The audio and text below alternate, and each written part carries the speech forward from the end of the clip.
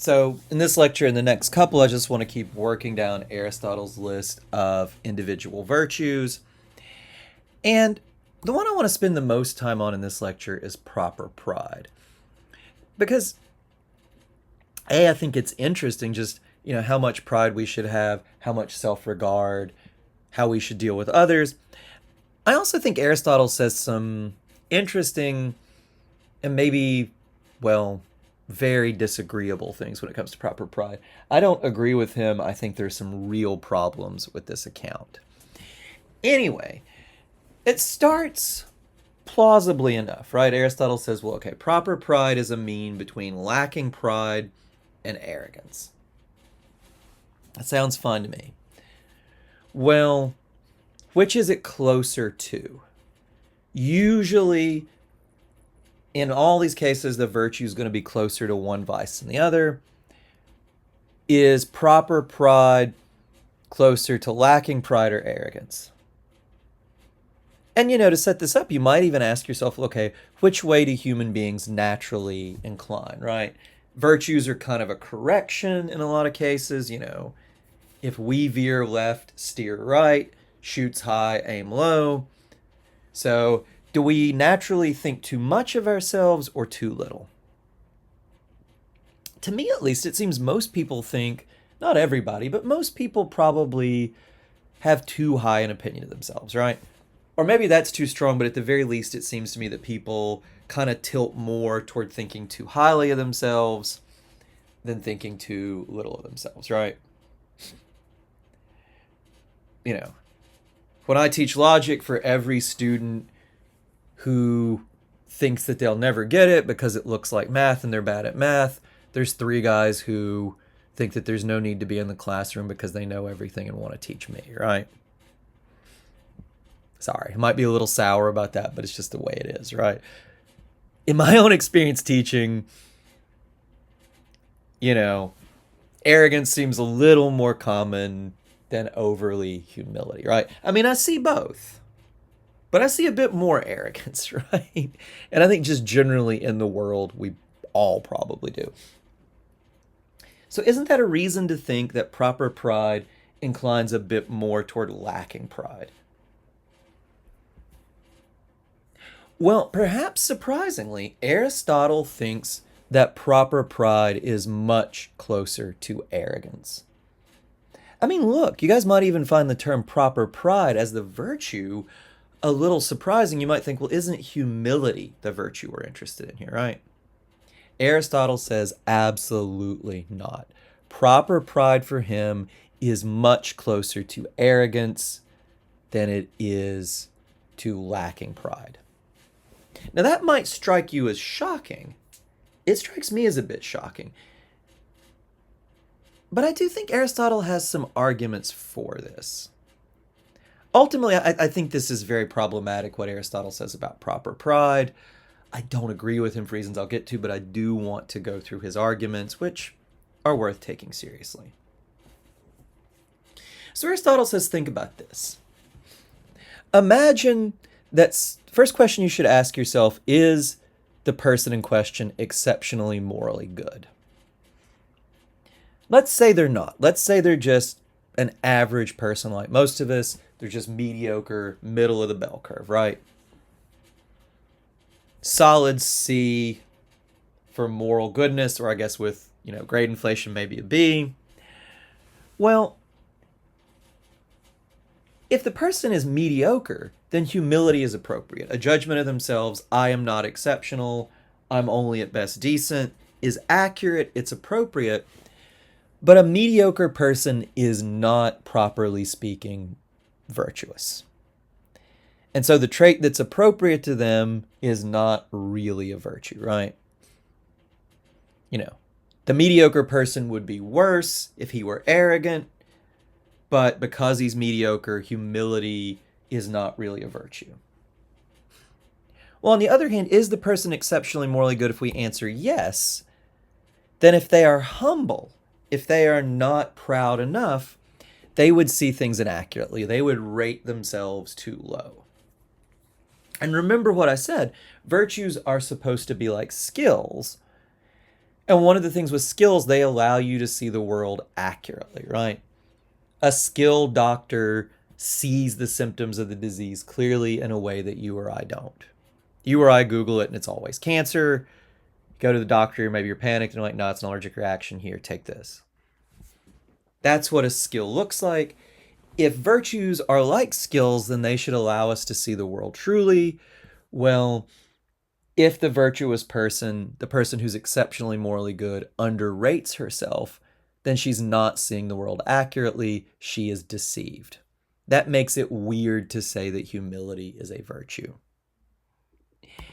And also, if she's humble, then she has if she's exceptionally morally good, she has exceptionally good moral judgment. It would be good for her and everybody else if she stuck to her guns. You know, if she doesn't, she might defer to people who are morally worse than her, but more arrogant. She should press her own views to a proper extent because it would be good for everybody if the judgments of exceptionally morally good people carry through, right? A similar case, not quite the same thing, but I remember years ago I used to play trivia a lot. It's actually one of the first dates I went on my wife. Which is, I think, the first date I went on my wife. Now that I think about it, yeah, the very first one.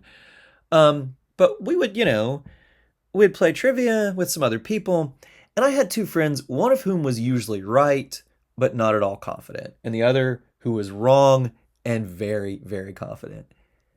And very often the one guy would have the right answer, the rest of us wouldn't know, and he would give up to the other guy because the other guy was so sure. It would have been better for us when it comes to these factual things if the first guy, John, had stuck to his guns way more. And in the same way, someone who has exceptional moral judgment, they should stick to their guns because they are right about moral matters. So I don't think Aristotle is just completely bonkers here. But it is a weird account because a lot of the things Aristotle says about the properly proud person, I would say strike me as disagreeable at best and quite honestly kind of stupid. So the first is, the properly proud person stands tall in the company of great people, right? Properly proud person, if he met the Pope or the president, would stand tall and be like, yeah, I belong here. On the other hand, he tones it down with humble folk. He doesn't rub their nose in how much better he is than they are. Not because he cares about the little people or what they feel, but Aristotle says because he thinks caring about them or he thinks that flaunting his greatness to these little people would be boorish, would be beneath him, right? Flaunting how great you are if you're the properly proud person to the lesser folk is like, playing chess with a 7-year-old and cleaning their clock, or some other game with a kid.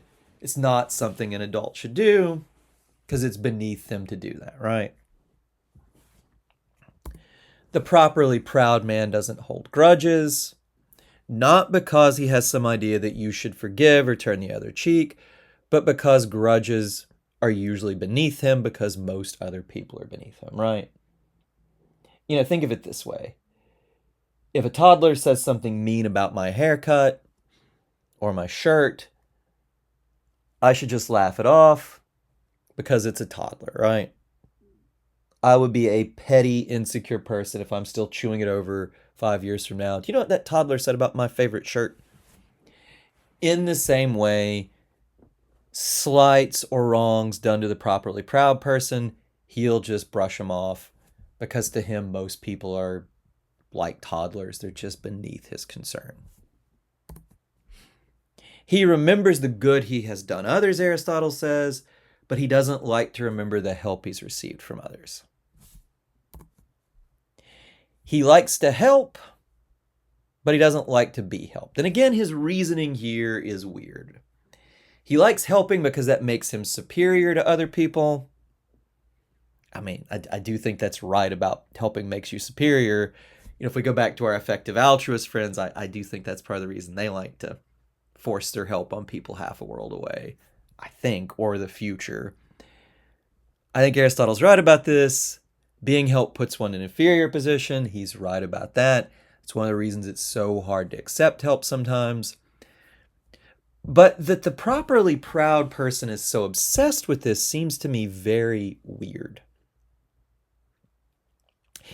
And I'll just, you could just say this, the philosopher Bertrand Russell, I don't know. To quote Russell, he was English, very aristocratic English, so you have to try to do an English accent. Mine won't be great, but he's like, when you read about Aristotle's properly proud man, you shudder to think what his arrogant man must be like.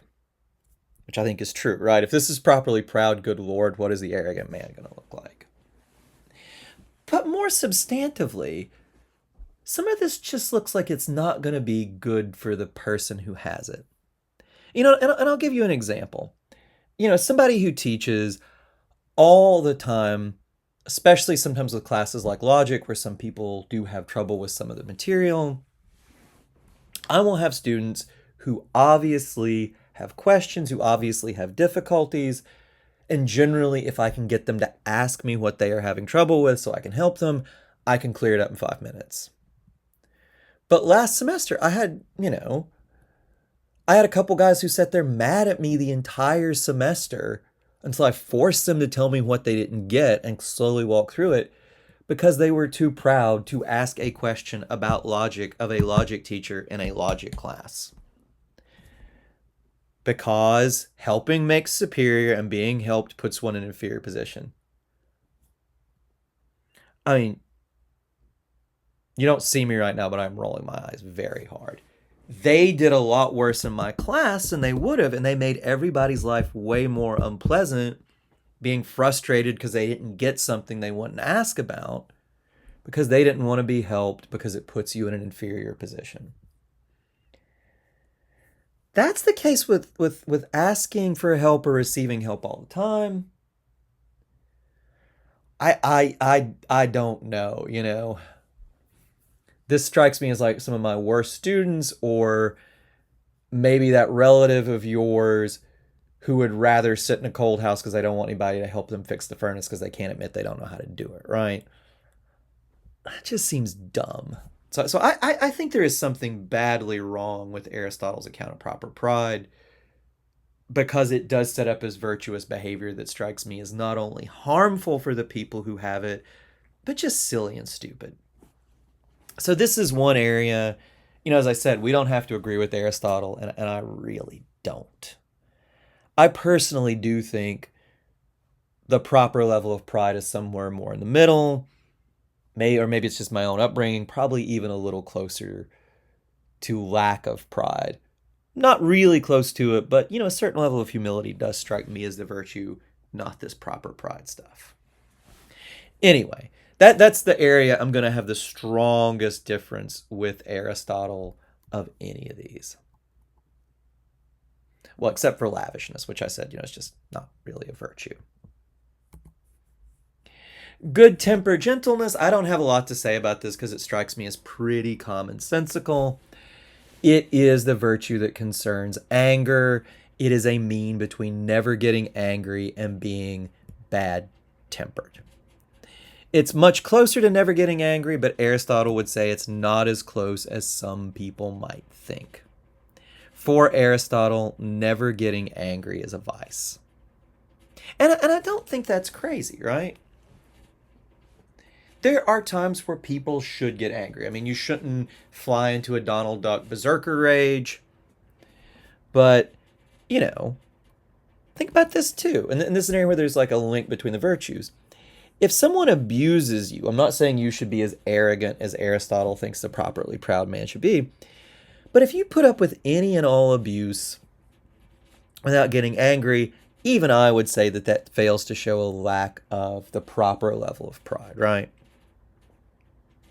And, someone who sees a serious injustice, if someone sees someone getting beaten up or bullied, or they hear about someone who was scammed out of their entire life's fortune.